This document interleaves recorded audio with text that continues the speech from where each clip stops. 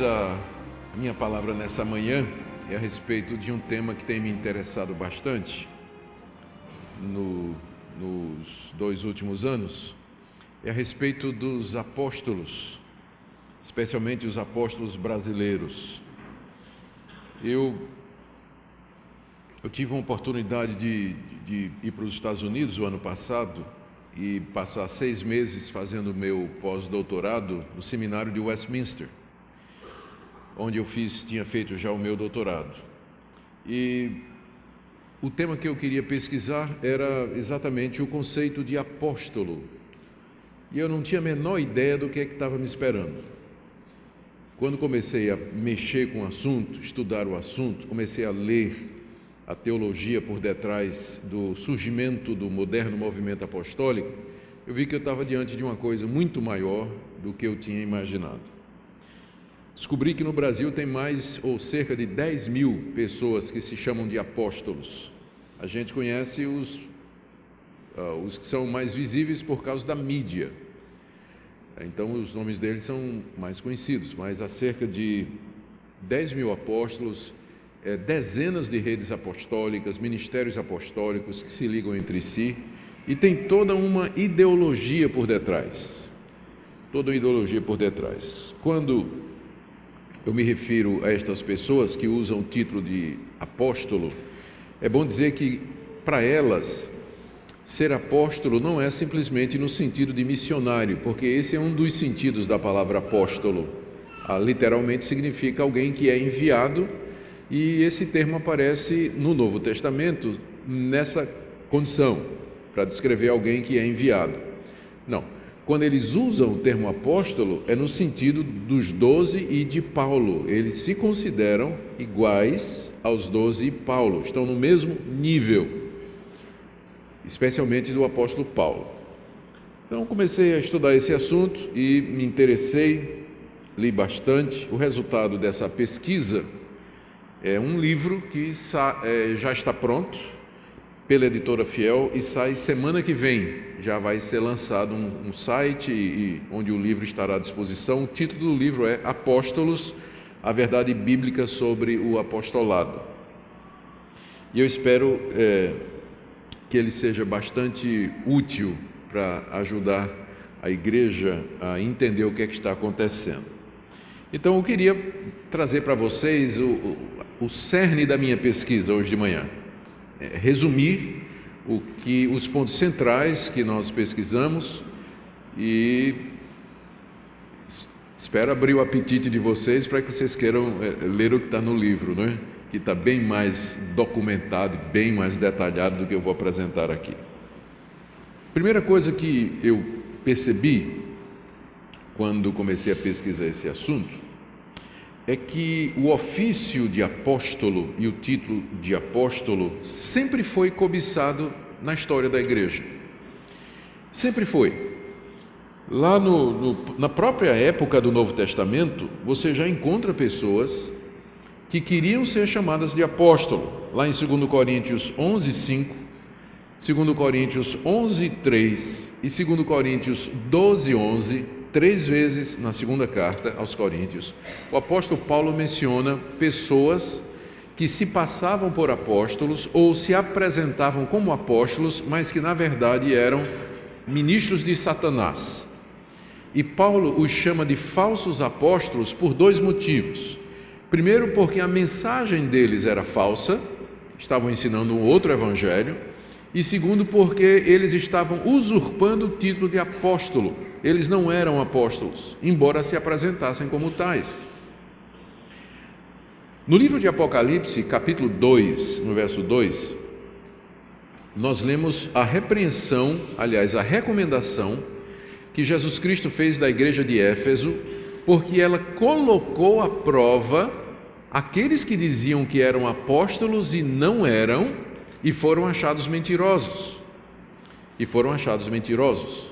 Então, durante o próprio tempo em que os verdadeiros apóstolos viviam, os 12 e o apóstolo Paulo, já aparecia gente querendo ter o mesmo título, a mesma autoridade, o mesmo ofício que eles. E registrado isso aqui nas páginas do Novo Testamento. Os falsos apóstolos, da 2 aos Coríntios, e os que pretendiam ser apóstolos e não eram, na igreja de Éfeso, em Apocalipse capítulo 2, verso 2. À medida que eu continuei a minha pesquisa, descobri que no século II, depois que os apóstolos já tinham morrido, e os pais apostólicos, que eram discípulos dos apóstolos, estavam liderando a igreja, começou a aparecer, já havia outras pessoas insistindo de que eles eram apóstolos também. Especialmente dentro daquela seita chamada de gnósticos, que surgiu no século II, tem origem no século I, mas ela surge mesmo no século II depois de Cristo. Essa seita dizia que Deus havia revelado a eles um conhecimento que nem os apóstolos originais tinham, e que a salvação era através desse conhecimento secreto. Como a palavra conhecimento em grego é gnose, então eles foram chamados de gnósticos, porque enfatizavam a salvação através desse conhecimento secreto que foi dado para eles e não foi dado aos apóstolos. E eu destaco aqui dois dos gnósticos que eram mais conhecidos. O primeiro era Marcião. Marcião viveu no século II. Há quem diga que talvez ele não era exatamente gnóstico, mas o ensino dele é bastante parecido. Marcião dizia que os apóstolos, os 12 e Paulo, eles não tinham entendido nada da mensagem de Jesus. E que então ele é que tinha o conhecimento verdadeiro. Ele fez uma coleção do que ele considerava que era a palavra de Deus, que consistia no Evangelho de Lucas, 10 das cartas de Paulo, algumas delas amputadas, e mais nada. Por quê? Porque ele dizia que o Deus de Paulo era o Deus do amor e da graça, e o Deus do Antigo Testamento era o Deus da lei, um demiurgo que o Deus de Jesus Cristo tinha vindo derrubar e destruir. Então essa confusão toda provocou uma grande celeuma na igreja. Ele ganhou muitos adeptos, mas depois a igreja o condenou como herético. Um dos pais da igreja, chamado Ireneu, num livro Contra as Heresias, que foi um livro escrito contra Marcião e outros, ele diz que Marcião foi o 10º apóstolo gnóstico e que foi o sucessor de um tal de Cerdo, apóstolo Cerdo em Roma. Então Marcião já era o 10º, antes dele já tinha 9 apóstolos gnósticos em sucessão, reivindicando esse conhecimento secreto que tinham de Deus. O segundo importante aí, já no século III, é um cidadão chamado Mani, ou Maniqueu, de onde vem o termo maniqueísmo, que é usado para se referir a essa ideia de que o mundo é governado por duas forças iguais, diferentes em orientação, o bem e o mal. O bem e o mal são duas forças iguais, mas iguais em intensidade, mas contrárias em orientação. Deus representa o bem, Satanás representa o mal, estão em constante debate o tempo todo. Essa é uma visão muito dualista. Maniqueu se apresentou como sendo o Paráclitos, aquele que Jesus Cristo tinha dito: eis que envio o Consolador, que em grego é Paráclitos. Aí Maniqueu disse: sou eu. Ele escreveu uma carta intitulada Epístola Fundamentale, onde ele começa a carta dizendo assim: Mani, o apóstolo de Jesus Cristo, aos meus conservos, tal. E escreveu uma carta para um discípulo chamado Marcelo, onde ele se apresenta dizendo: Mani, um apóstolo de Jesus Cristo, ao meu amado filho na fé Marcelo, evidentemente imitando o apóstolo Paulo. Eu citei 2 gnósticos só, mas podia citar outros que diziam que eram apóstolos, que recebiam revelação, exatamente como os 12, e até eram maiores. Em reação a essa reivindicação, essa pretensão de que essas pessoas diziam de que eram apóstolos, os pais da igreja estabeleceram o conceito de sucessão apostólica pelos bispos, tendo o bispo de Roma como tendo sido o primeiro. O argumento era mais ou menos assim: eles chegavam para os gnósticos e diziam: vocês estão dizendo que tem a verdade, que são apóstolos como Paulo, mas a verdade é que os discípulos dos apóstolos somos nós. Nós temos aqui Papias, que foi discípulo de João, nós temos aqui Irineu, nós temos Barnabé, todos eles foram discípulos dos apóstolos e são bispos nas diversas cidades aqui. Então, se você quiser a verdade, você não vai procurar no apóstolo gnóstico, mas vai procurar naqueles bispos que foram discípulos dos apóstolos.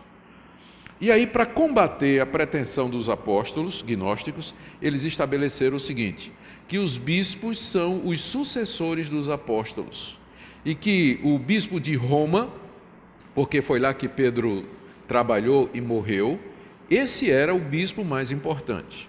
Então, na época, isso parecia a coisa certa para se fazer.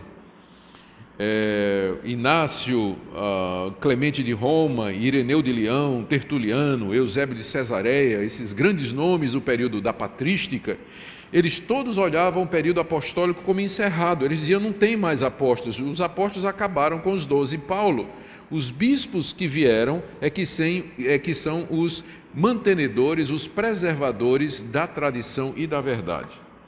Isso parecia ser uma coisa boa, mas o que é que aconteceu? O bispo começou lentamente a se elevar acima do presbítero, o bispo de Roma se elevar acima dos bispos, e aí o que é que aconteceu? Surgiu o papado, né? Surgiu o papa. O bispo de Roma se proclamou o pai da cristandade. Então, no começo parecia ser uma coisa boa dizer que a verdade estava pela sucessão dos bispos, porque eles estavam combatendo os apóstolos gnósticos. Só que no fim foi um tiro no pé, porque o bispo de Roma achou bom e disse, eu sou o sucessor de Pedro, né? Eu sou realmente o pai da cristandade. Isso deu um racha em 1054, quando o bispo de Roma se declarou o pai da cristandade, porque os patriarcas de Constantinopla, da igreja em Constantinopla, na igreja oriental, eles não aceitaram essa reivindicação. E teve o grande primeiro racha na igreja, que dividiu entre a igreja ocidental, com capital em Roma, com o Papa, e a igreja oriental, com sede em Constantinopla, com os patriarcas sírios, dizendo, nós é que somos os verdadeiros sucessores dos apóstolos. Qual é o erro desse pessoal? Qual foi o problema? O que deveria ter sido dito é que não há sucessão apostólica, mas a verdade dos apóstolos está preservada naquilo que eles escreveram. Os escritos apostólicos substituem a presença apostólica. A sucessão e a preservação da verdade não está ligada a uma pessoa num determinado lugar em sucessão histórica, mas está preservada nos escritos deles, Mas, infelizmente, a estratégia adotada foi outra e o resultado foi esse aí.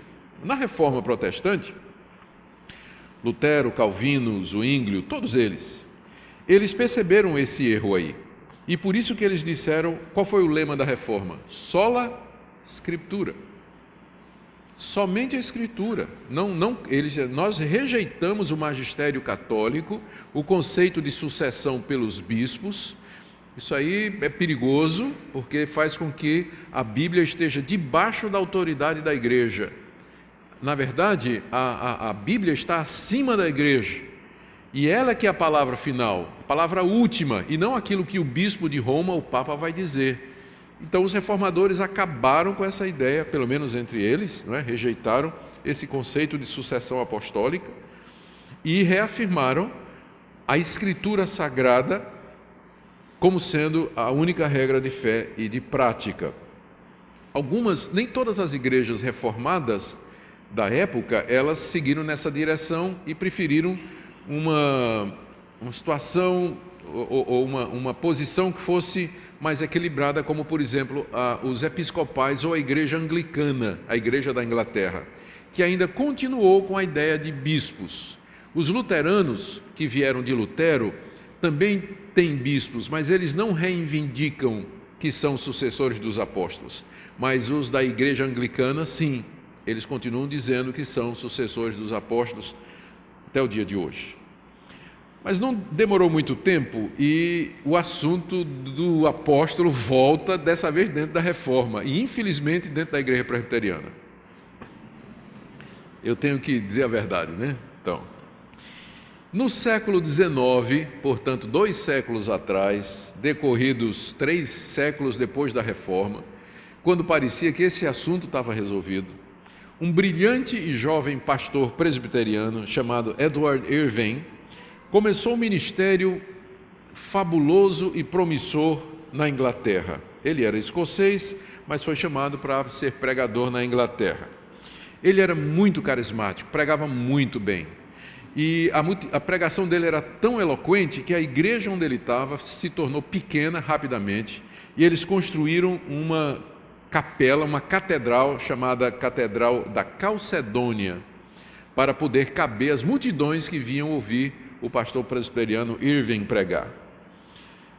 Com o sucesso dele, com as grandes multidões, não cabia na igreja o pessoal que vinha ouvi-lo, ele começou a dizer que aquilo era sinal dos grandes avivamentos que estavam para chegar no mundo antes da vinda de Cristo, e começou a dizer que a vinda de Cristo está às portas, Cristo está voltando, e que Deus iria primeiro restaurar a sua igreja.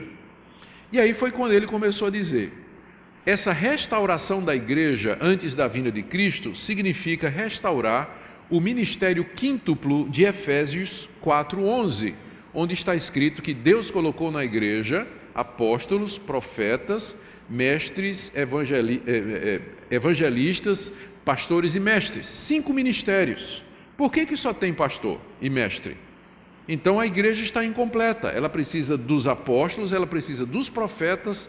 Aliás, a igreja tem evangelista, pastor e mestre, mas está faltando esses 2. Então Irving começou a dizer que Deus estava restaurando o ministério dos apóstolos e dos profetas para preparar a igreja para a sua segunda vinda.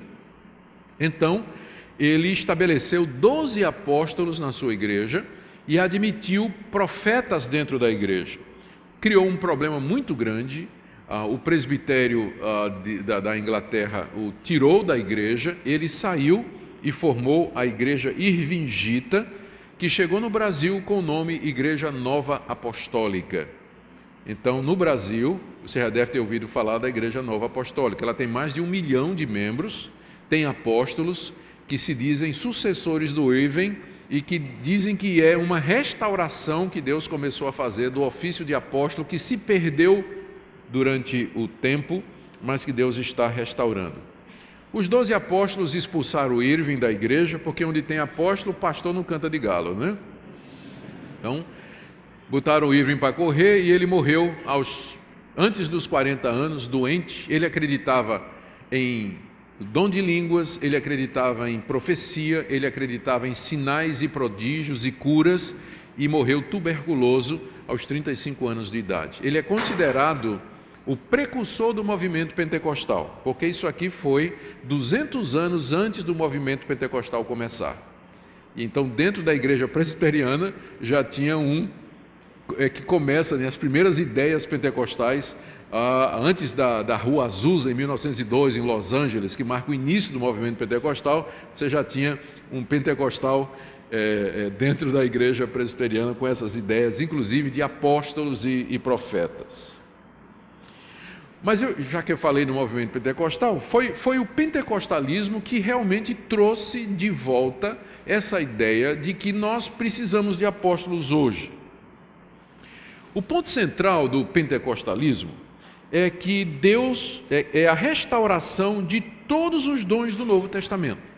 Se alguém perguntar para você, mas qual é o ponto central do pentecostalismo? Você pode dizer sem medo de errar. O movimento pentecostal, quando começou, ele começou como um movimento de restauração dos dons espirituais do Novo Testamento. Eles disseram que, por causa da incredulidade ou secularização da igreja, a igreja se organizou demais, virou uma máquina durante todos aqueles séculos, desde o século II até a época deles. Por isso, determinadas coisas não se manifestavam, como dom de línguas, dom de cura e todos os dons mencionados. Para ser coerente, eles tinham que dizer que o apostolado também deveria ser restaurado, porque eles entendiam que o apóstolo é um dos dons mencionados no Novo Testamento. Então, com o surgimento do movimento pentecostal e a sua tremenda expansão no mundo, reivindicando que Deus estava restaurando na igreja o modelo de igreja que tem no Novo Testamento, sinais, prodígios, homens apostólicos e tudo mais, o movimento apostólico ganhou muita força. Surgem então igrejas apostólicas em muitas partes, em muitos lugares. Eu vou ler aqui o nome de algumas. Geralmente os pentecostais veem o seu movimento como uma restauração do período apostólico igual ou maior do que a reforma protestante. Alguns pentecostais dizem que o movimento pentecostal, que surgiu há 100 e poucos anos, era a continuação da reforma. Os reformadores fizeram muito bem em consertar a igreja. Eliminaram a ideia do papado, a salvação pelas obras e tiraram as imagens, mas eles não fizeram a reforma completa, porque eles deveriam ter ido mais adiante e restaurado todos os dons do Novo Testamento. E Deus então agora levantou o movimento pentecostal como sendo o complemento da reforma, ou a segunda reforma, maior talvez do que a primeira, para trazer de volta para a igreja todos os dons do Novo Testamento.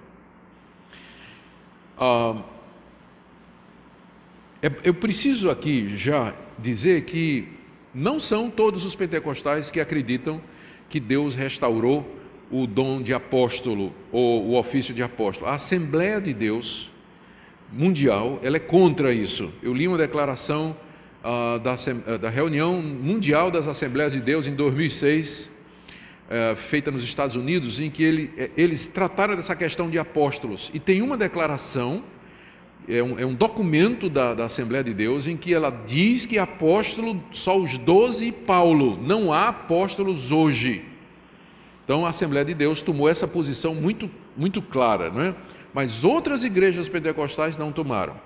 Então começaram a surgir igreja pentecostal apostólica em tudo quanto é lugar. Em 1908, 6 anos depois do movimento pentecostal começar, William Hutchinson diz que teve uma visão de anjos, em que os anjos ordenaram que ele restaurasse o ofício de apóstolo. Ele então cria a Igreja da Fé Apostólica em 1908 na Inglaterra. Nesse mesmo ano, surge a Igreja Apostólica Zion, na África do Sul, fundada por missionários ingleses, pentecostais, influenciados por esse movimento. Em 1932, no Zimbábue, que é um país africano, é fundada a Igreja Apostólica Africana por um africano chamado John Maranki, que foi evangelizado por pentecostais ingleses, que diz que ouviu uma voz dizendo: "Tu és João Batista.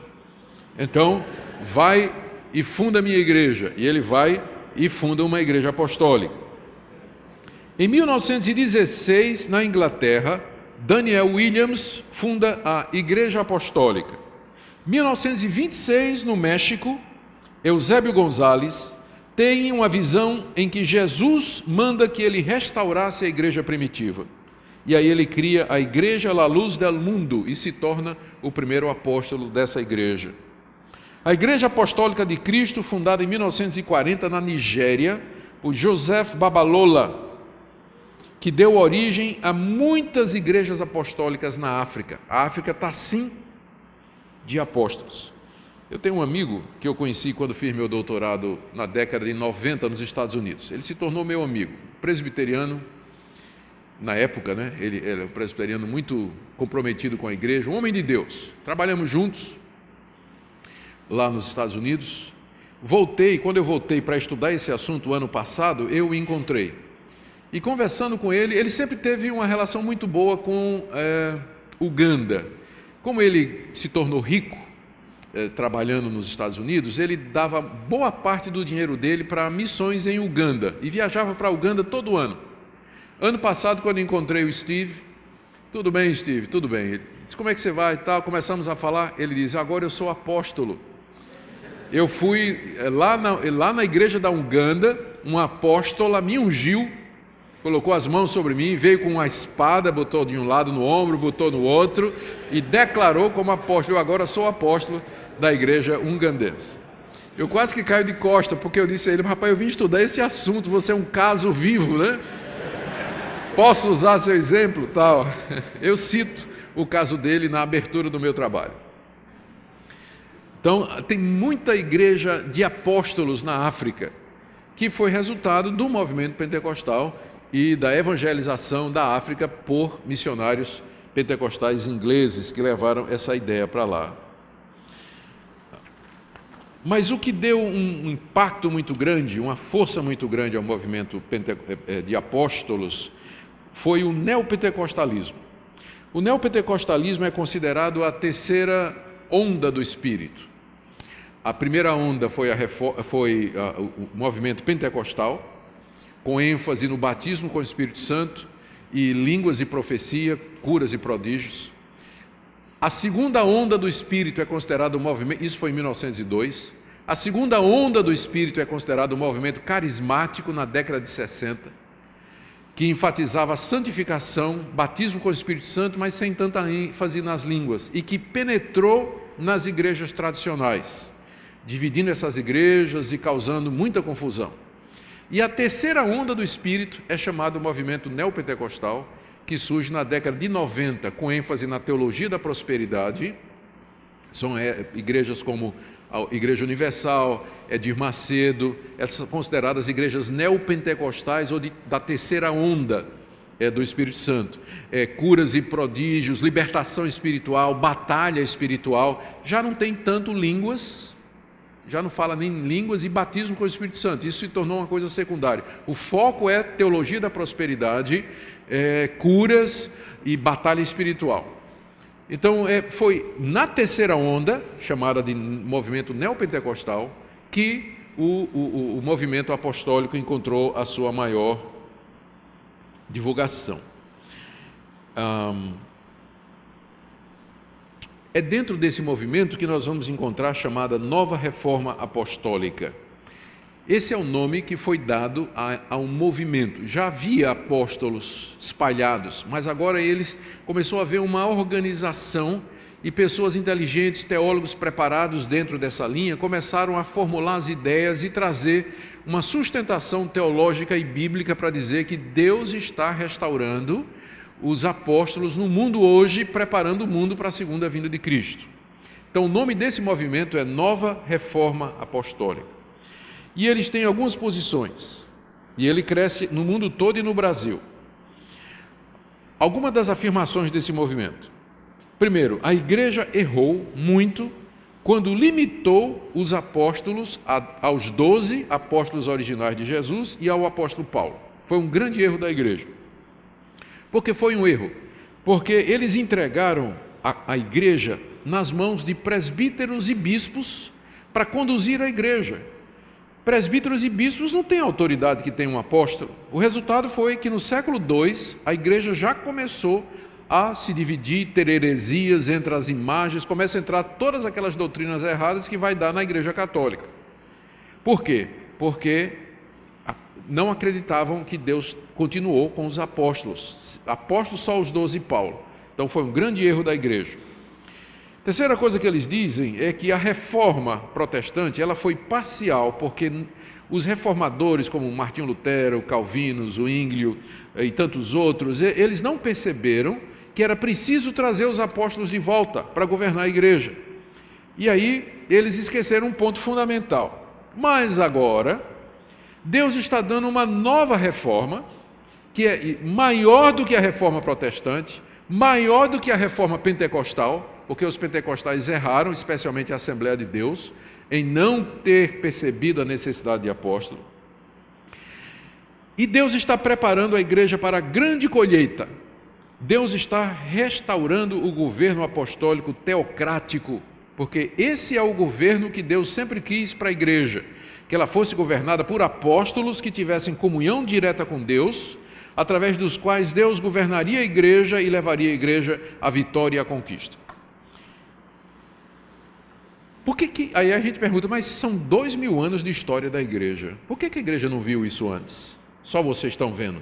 É porque tem um espírito maligno, chamado espírito de religião, que vem cegando a igreja durante 2000 anos, e impedindo a igreja de ver a verdade. Mas a verdade é essa, que Deus está restaurando o modelo apostólico de governo, porque senão a igreja não pode enfrentar e vencer o governo do anticristo.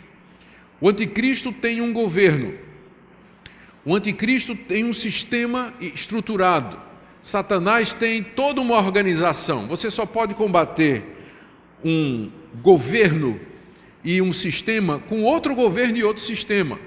Mas a igreja está enfraquecida, porque está na mão de pastores, presbíteros, diáconos. Essas pessoas não têm autoridade como um apóstolo. Então nós precisamos dos generais, que eles venham e tomem lugar na igreja, para que a igreja possa enfrentar as hostes das trevas. Eu estou vendo gente dizendo, fazendo assim. Gente, eu não concordo com isso não, tá? Eu estou só dizendo o que é que esse pessoal pensa, mas eu não estou concordando com isso não, porque tem gente falando assim. Não.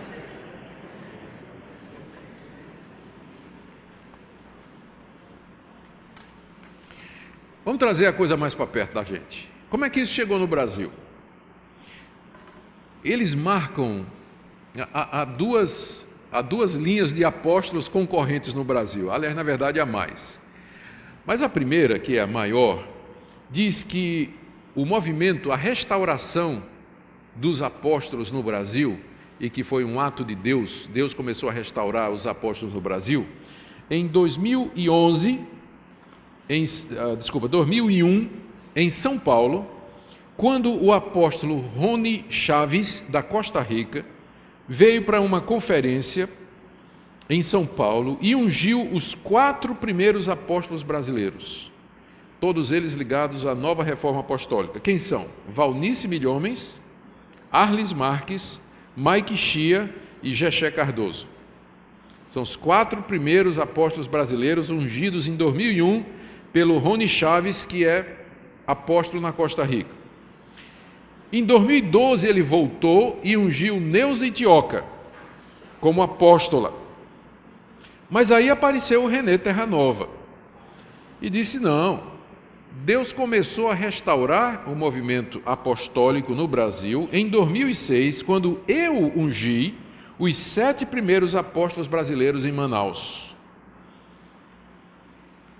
Então, eles discutem, quando começou o movimento de restauração apostólica no Brasil. O pessoal ligado à nova reforma apostólica diz que é 2001, com a unção desses 4, mas Terranova diz que é em 2006, quando ele ungiu 7 lá em Manaus, como os primeiros apóstolos brasileiros. O resultado é que hoje há milhares de apóstolos no Brasil organizados em redes apostólicas. Olha as redes que eu pesquisei. Rede Apostólica Cristã, do apóstolo Ricardo Wagner, Conselho Apostólico Brasileiro, ligado às apóstolas Valnice e Itioca, Coalizão das Igrejas Apostólicas, Confederação das Igrejas Apostólicas no Brasil, ligada ao Estevão Hernandes, e marido da bispa Sônia Hernandes, da Renascer, Coalizão Internacional de Apóstolos, essa ligada ao René Terranova, e tem alguns que são independentes, feito Valdomiro Santiago, que não está ligado a nenhuma dessas coalizões. Eu acho que ele usa o termo só porque foram os bispos da igreja dele. Ele era bispo, os bispos da igreja dele se reuniram e ungiram ele como apóstolo. Então, ele é uma estrela solitária, ele joga solo, ele não está junto aí com esse pessoal, segue o ministério dele aí à parte. No Brasil, essas confederações, coalizões, conselhos, redes apostólicas reúnem ministérios apostólicos, igrejas pequenininhas, algumas maiores, mas de gente que recebe o título de apóstolo conferido pelos apóstolos maiores. Eles fazem cultos de unção apostólica e cobram, você tem que pagar para ser apóstolo, e tem vantagens. Você está debaixo da cobertura de um apóstolo, então ele vai estar orando por você, intercedendo por você, vai lhe dar a visão, vai lhe proteger. Em compensação, você vai ter que ter obediência absoluta àquele apóstolo. Ele vai ser o seu líder, você vai ter que depender de tudo. E aí vem ajuda financeira, vem um monte de coisas, e muita gente acaba entrando nessa, querendo ser apóstolo de uma coalizão dessas, porque traz vantagens organizacionais e coisas dessa natureza. Eu imagino que tem gente lá dentro que não tem a menor ideia do que isso representa, mas acha bonito o título apóstolo, dá carisma, dá poder e tal. A sua igreja já é apóstolo fulano de tal. Mas tem ideias por detrás disso aí, não é todo mundo, esse pessoal não é bobo não, tem ideias por detrás disso aí. Eu quero mencionar algumas das doutrinas e práticas da nova reforma apostólica no Brasil. Esses chamados apóstolos, como Valnice, como Neuza Tioca, Renê Terranova, o Estevão Hernandes. Lá em Goiânia tem dois muito conhecidos, que me foge o nome agora. Mas eles todos reivindicam receber de Deus revelações e profecias. Quando eu comecei a estudar a biografia dos apóstolos mais importantes nos Estados Unidos e aqui, quase todos eles dizem que tiveram uma visão em que Deus o chamou para ser apóstolo, um anjo apareceu dizendo que ele era apóstolo, ouviu uma voz do céu dizendo que era para ele ser apóstolo, ou alguém profetizou que ele tinha que ser apóstolo, Deus falando através de uma profetiza, dizendo: eu te chamei, te levantei para ser um apóstolo. Especialmente o Renê Terranova, no livro dele Geração Apostólica, ele diz como Cindy Jacobs e outras profetisas profetizaram durante anos que Deus estava levantando ele para ser apóstolo e pai de muitos apóstolos no Brasil. Por isso que ele adotou o nome de Pai Apóstolo, porque ele é o pai de muitos apóstolos no Brasil. Recentemente eu vi a cerimônia em que ele foi nomeado como patriarca, como patriarca, e alguém me disse que agora parece que ia ter uma cerimônia para coroá-lo rei. Alguém falou, mas eu preciso investigar se isso é verdade, que corre muita coisa aí, na internet, a gente precisa saber disso aí. Mas esses apóstolos, eles reivindicam que recebem revelações diretas da parte de Deus, e Deus dá a visão para eles, e eles liberam palavras proféticas sobre o Brasil. Se você entrar no site, por exemplo, da Confederação Apostólica Brasileira, você vai ver lá a liberação de palavra profética no Brasil, que Deus liberando a prosperidade no Brasil. 2014 vai ser o ano da prosperidade, o ano que você vai comprar o carro novo, que você vai pagar todas as suas dívidas, que os seus parentes vão se converter, que você vai achar aquele marido que você está procurando. Então, decretando bênção sobre o Brasil. Eles fazem isso direto, Fazem isso direto. E profetizando coisas grandes, que Deus vai tornar o Brasil o maior país, o país mais próspero do mundo. Eu vou mencionar alguns exemplos aqui mais adiante. Então, a primeira coisa que você percebe é que esse modelo de governo, essa busca pelo título de apóstolo, é para dar autoridade. A pessoa diz que ele é apóstolo e recebe direto de Deus a palavra da visão e a profecia para ser dada para o seu povo. Segunda coisa que está muito ligada aqui ao movimento apostólico no Brasil é a reintrodução de elementos do judaísmo. A gente percebe uma judaização da igreja evangélica. Alguns exemplos. A guarda do sábado, a apóstola Valnice Milhomes, diz que teve uma visão em que Deus reclamou que o seu povo guardava o domingo, quando ele diz: lembra-te do dia de sábado. E ela então começou a guardar o sábado. Ela é sabatista, Valnice Milhomes, guarda o dia de sábado. Trazer para dentro do culto shofar, aquela trombeta, que toca o shofar para começar o culto, que era usada em Israel para chamar as congregações.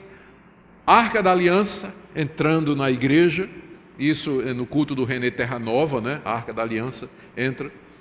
Templo de Salomão, lá em São Paulo, construído pelo Edir Macedo, que não é apóstolo, não tem um nome, mas funciona como se fosse um apóstolo, apesar de só se chamar de bispo, mas ele funciona como se fosse um apóstolo.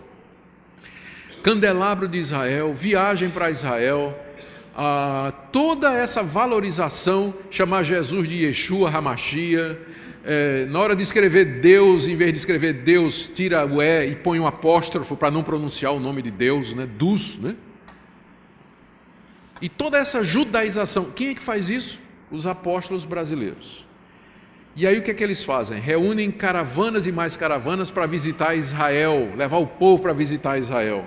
E lá em Israel eles fazem um tour e levam para o Monte do Calvário, levam para ver a sepultura de Jesus, vão batizar gente no Rio Jordão, azeite de oliveira do Monte das Oliveiras, a terra do Monte Sinai, e tudo pago naturalmente, Naturalmente, para você ir numa viagem dessa, você vai pagar. Então, há quem diga, há quem acuse, eu cito no livro a fonte, inclusive, de que isso nada mais é do que um grande comércio de turismo a Israel, de pessoas que acabam recebendo, ganhando muito dinheiro com esse tipo de coisa. Mas quem é responsável pela judaização da igreja no Brasil hoje são exatamente esses apóstolos. Você vai ver como eles ligam essa questão judaica ao ministério apostólico. Outra característica deles, que eles usam muito, é o modelo G12 de discipulado, que teve início com César Castelhano, aqui da América Latina, que disse que Deus lhe apareceu, Jesus lhe apareceu numa visão, dizendo que a igreja nunca entendeu como ele queria, e que o que ele queria era que o discipulado fosse feito em grupos de 12. Jesus disse a Castelhano isso, né? Por isso que, Castelhano, eu escolhi 12 apóstolos, então isso quer dizer alguma coisa. Eu queria que vocês fizessem grupos de 12 de discipulado. E a pergunta é porque Jesus levou 2000 anos para dizer isso a Castelhano, né? Podia ter dito já no primeiro século, né? E aí o G12 ele é usado dentro do movimento apostólico como meio de formação, inclusive de novos apóstolos. O René Terranova emprega esse método para treinar novos apóstolos, preparar novos apóstolos. É uma maneira de discipulado que exige submissão absoluta, a total entrega ao líder. Você não pode casar se o líder não der permissão. Estou exagerando, mas é alguma coisa nesse sentido. Outra característica que eu percebi é a quantidade de falsas profecias.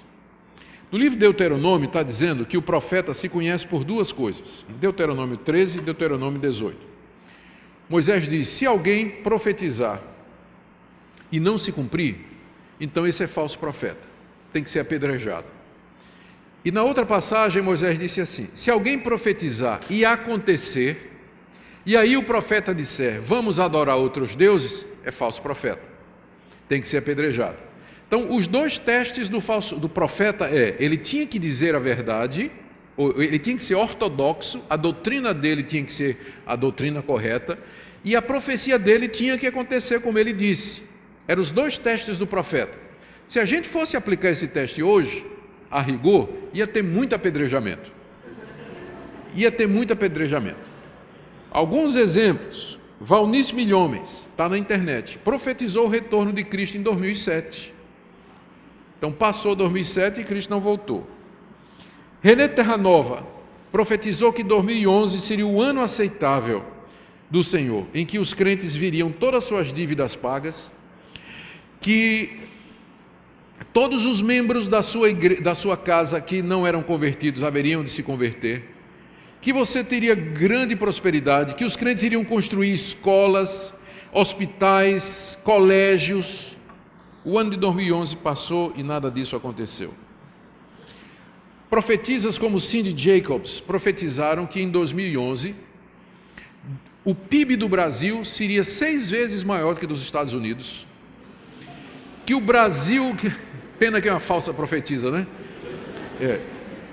Que o Brasil enviaria mais missionários do que todo o resto do mundo, que o Brasil iria prosperar financeiramente, a dívida externa e interna do Brasil seria quitada. Nada disso aconteceu. Aí Neuza Itioca, esse ano, aliás, ano passado, eu estava escrevendo a tese, né, a pesquisa de pós-doutorado, e eu vi no site dela, ela defendendo a Cindy Jacobs, dizendo o seguinte: não aconteceu por quê? Porque as profecias são condicionais. Né? Deus profetizou, através de Cindy Jacobs, de que o Brasil iria resolver todos os seus problemas financeiros. Mas o que é que nós fizemos com essa profecia? Nós não acreditamos, nós não trabalhamos, nós não produzimos. O resultado não se cumpriu, mas não por culpa de Deus, por culpa nossa. Deus agora está dando uma outra chance, ela diz isso mesmo, Deus está dando agora uma outra chance à nação brasileira para que essas profecias se cumpram. Então é muito fácil, né? Ser profeta, você profetiza, não cumpre e a culpa é do outro, né? Que não lutou, não. Agora eu pergunto, se a gente fosse aplicar esse critério de profecia às profecias bíblicas, se a palavra de Deus fosse condicional à obediência humana, Jesus não tinha nascido, não tinha morrido pelos nossos pecados, nada do que Deus tinha prometido haveria de acontecer, porque atirar pelo exemplo de Israel no Egito, Israel no deserto, que quebrou desobedeceu, quebrou toda a lei, desobedeceu tudo que Deus tinha dito, nós jamais teríamos herdado promessa nenhuma, nem seríamos herdeiros espirituais de Israel como povo de Deus, porque a nação de Israel constantemente quebrava, desobedecia e não fazia o que Deus dizia. E Deus continuava dizendo: eu vou trazer o Messias, eu vou trazer o Messias, vou fazer uma nova aliança, vou fazer tudo isso. E apesar da desobediência e da incredulidade daquele povo, Deus mandou o seu filho que veio nos salvar. Agora imagine se Deus dissesse: eu vou mandar meu filho, é uma profecia, ele virá, mas isso vai depender se vocês tiverem fé, vai depender se vocês acreditarem. Então Jesus nunca teria vindo. Manipulação da Bíblia. Fui dar uma olhada na exegese desse pessoal, como é que eles usam a Bíblia para justificar suas práticas. Gente, sabe o que é vergonha alheia? Meu Deus. Nem a palavra apóstolo no grego, um cidadão lá sabia escrever. Ele citava tudo errado. Uma página ele citava de um jeito, na outra página ele citava do outro. Dava para ver que ele... O Estevão Hernandes foi descobrir a origem do apostolado moderno no tefilim, e que eram bolsas de couro atadas à testa que o judeu tinha, e que traduzido, interpretado, significa aquele que carrega a palavra e tal, e tal. Depois de 2000 anos de pesquisa bíblica, ninguém nunca tinha visto isso. Não é? Tem nada a ver, absolutamente nada a ver. Então você vê que falta consistência bíblica, exegese, há pouca Bíblia, nenhuma Bíblia às vezes, na reivindicação destas coisas. Todos eles pregam a teologia da prosperidade. Todos estes apóstolos são adeptos da teologia da prosperidade, que você tem que fazer sacrifício, que você tem que dar, que você tem que... para você receber a prosperidade, você primeiro precisa plantar a semente, você precisa contribuir, e aí fazem campanha, fazem movimento, sempre voltado para arrecadar dinheiro, dinheiro, dinheiro em dinheiro. Outra característica do movimento: eles não respondem a ninguém. Um exemplo disso é um apóstolo que foi pego entrando nos Estados Unidos com milhares de dólares escondidos numa Bíblia. Ficou preso 1 ano nos Estados Unidos, voltou para o Brasil e continua apóstolo do mesmo jeito. A igreja dele não tomou nenhuma providência. Um crime, não é? Crime grave esse, contrabando de dinheiro. Não aconteceu absolutamente nada. Continua como apóstolo. Aí. Por quê? Porque não responde a ninguém, não tem ninguém acima a quem prestar contas. O apóstolo só presta conta a Deus e olhe lá. Não é? Só presta contas a Deus e olhe lá. Termino com análise crítica. E eu vou pegar aqui a dica do John MacArthur, no livro que ele acabou de lançar nos Estados Unidos, intitulado Strange Fire, Fogo Estranho. Ele tem um capítulo só sobre os apóstolos modernos. E ele diz: eu só vou fazer uma crítica à nova reforma apostólica. Não é nova, não é reforma e não é apostólica. Certo? E aí eu vou pegar os 3 pontos do MacArthur para facilitar aqui a nossa análise. Realmente, a nova reforma apostólica não é nova, porque, como nós já vimos, o desejo de ser apóstolo existe desde o século II com os gnósticos, com Marcião, Maniqueu. Então não é nada novo. Sempre através da história da igreja houve pessoas cobiçando esse título. Por quê? Porque ele dá status, ele dá poder, ele dá autoridade, ele dá imunidade. Você pode fazer o que você quiser como apóstolo, que ninguém vai questionar suas ações. Segunda coisa, não é uma reforma. A reforma protestante queria exatamente acabar com os apóstolos romanos e voltar para a Escritura. A nova reforma apostólica quer trazer os apóstolos de volta.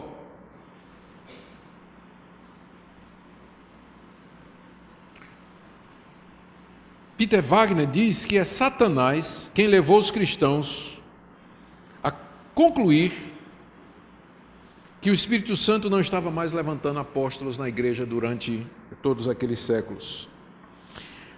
Wagner diz assim: é Satanás quem leva os cristãos a se concentrar no que o Espírito Santo disse e não no que ele diz. Em outras palavras, é um erro maligno você se concentrar no que o Espírito Santo disse, leia-se Bíblia, e você não prestar atenção no que ele está dizendo agora, leia-se Profecia dos Apóstolos. Ele diz que é satânico isso. Então isso aqui não é uma reforma, a ênfase da reforma foi trazer a Bíblia de volta à palavra dos apóstolos. Toda verdadeira reforma consiste num retorno à doutrina apostólica, mas não um retorno à pessoa do apóstolo ou ao ofício de apóstolo, mas aquilo que eles ensinaram e deixaram registrado infalivelmente nas páginas da Escritura. Então não é nova, não é reforma e nem é, terceiro lugar, apostólica. Não é apostólica porque não tem as marcas dos apóstolos.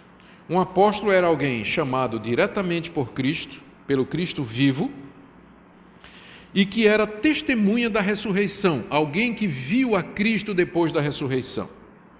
Só tem 13 pessoas que cabem nessa categoria no Novo Testamento, os 12 e Paulo. Os 12 foram chamados diretamente por Cristo durante seu ministério terreno.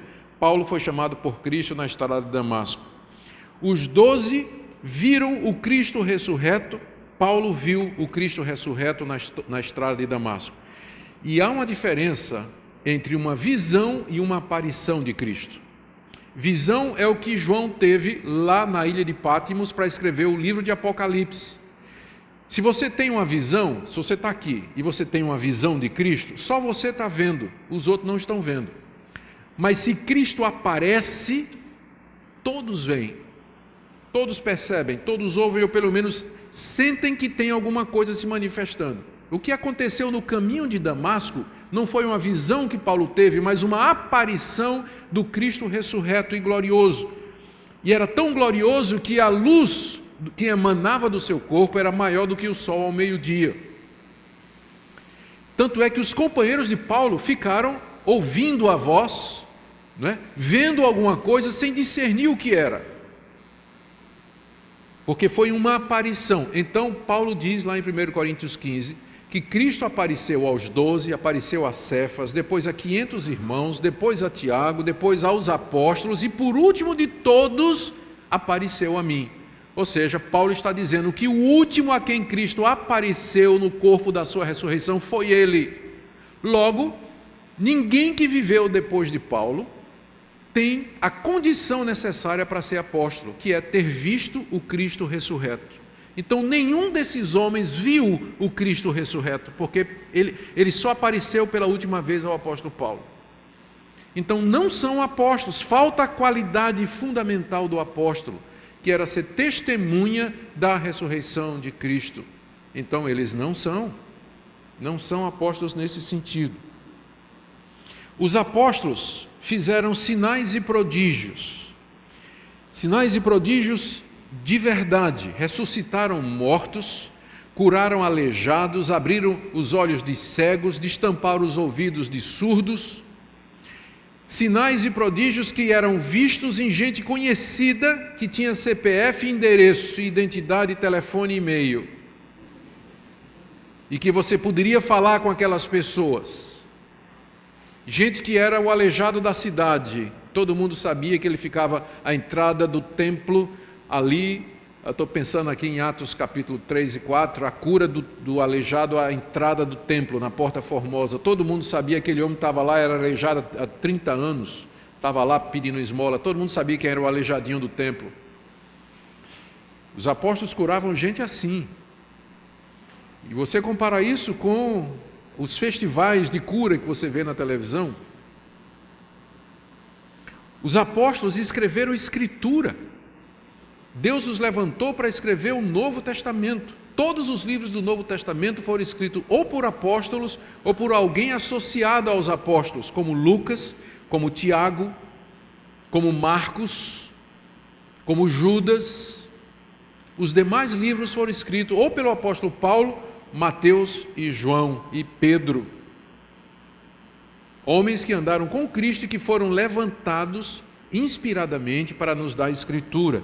Esses homens que estão aí não são inspirados e eles não escrevem escritura, apesar de que Peter Wagner, que é o mentor intelectual disso nos Estados Unidos, Ele diz que os escritos e as profecias desses modernos apóstolos, eles não contradizem a Bíblia, mas podem ser colocados ao lado como complemento.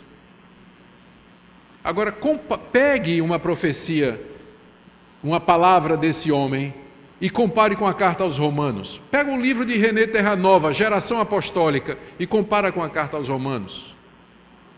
E aí você vai ver quem de fato é inspirado de Deus ou não. Os apóstolos foram levantados para lançar o fundamento da igreja. É um ofício fundante, é um trabalho de base. Eles estão no início da igreja. Eles interpretaram a pessoa de Cristo, a obra de Cristo, escreveram a respeito disso, fundaram as primeiras igrejas e estabeleceram as primeiras lideranças. É um trabalho de base, de lançar o fundamento. Fizeram isso há 2000 anos. Nós não precisamos mais de apóstolos, porque o fundamento já está lançado. Nós precisamos de pessoas que trabalhem e edifiquem sobre o fundamento dos apóstolos. Não nos são dadas novas revelações, nem novas doutrinas. A nossa tarefa é entender a doutrina dos apóstolos e ensinar a nossa geração. Paulo diz lá em Efésios 2 que a igreja está edificada sobre o fundamento dos apóstolos do Novo Testamento e profetas do Antigo Testamento. Esses grupos não existem mais, porque eles estão na base da igreja. Lá no livro de Apocalipse, João tem uma visão, e ele vê a cidade santa, Nova Jerusalém. E a cidade tem 12 fundamentos, e em cada fundamento está escrito o nome de um dos 12 apóstolos do Cordeiro. O número 12 tinha uma razão, porque é o equivalente aos 12 patriarcas da igreja do Antigo Testamento, por isso o número é limitado. Paulo é um 13º que nunca quis ser igual aos 12, ele mesmo diz que é o menor de todos, e ele fala dos 12 como sendo um número completo. Ele é um apóstolo extraordinário que Deus levantou para anunciar o Evangelho aos gentios. Mas 12 tinha um propósito, porque é o equivalente aos 12 patriarcas da igreja do Antigo Testamento. A igreja está completa, 12 patriarcas, 12 tribos no Antigo Testamento, 12 apóstolos no Novo, está fechado. Paulo é a única exceção. O sofrimento era a marca dos apóstolos. Se você ler 1 Coríntios, especialmente, capítulo 4, segunda carta de Paulo aos Coríntios, especialmente lá, Paulo dá pelo menos 3 relatos dos sofrimentos que ele passa por conta do Evangelho. Pegue a lista de sofrimentos de Paulo, que ele considera como marca do verdadeiro apóstolo, é o sofrimento por Cristo, e compare com o sofrimento desses apóstolos atuais. Vejam como eles sofrem. Vejam como eles sofrem. E compare com o sofrimento de Paulo, que diz que o sofrimento é marca do apostolado. Marca do apostolado. Não é nova, não é reforma e muito menos apostólica.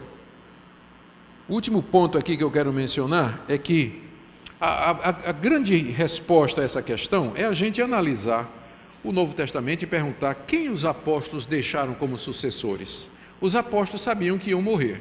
Jesus disse para eles: ide por todo o mundo, pregai o Evangelho a toda criatura. Eles sabiam que durante o tempo de vida deles, essa missão não seria possível de fazer.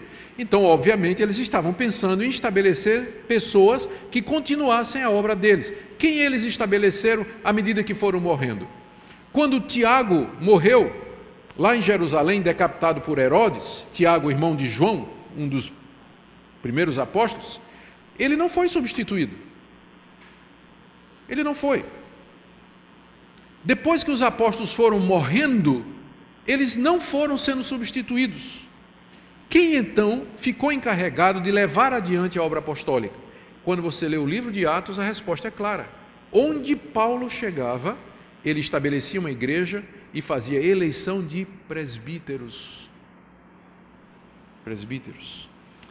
No livro de Atos, você começa a folhear o livro de Atos e de repente lá, já nos primeiros capítulos, você vê os apóstolos e presbíteros de Jerusalém. Apóstolos e presbíteros juntos. Quando tem o concílio de Jerusalém, em Atos capítulo 15, está dizendo que Paulo levou o assunto aos presbíteros e apóstolos. Os presbíteros aparecem cedo na igreja, ao lado dos apóstolos, como aqueles que vão continuar o trabalho deles. E os presbíteros, eles são presbíteros que ensinam, que são os pastores, e os presbíteros que governam, que estão ocupados com a administração da igreja. Isso vai variar.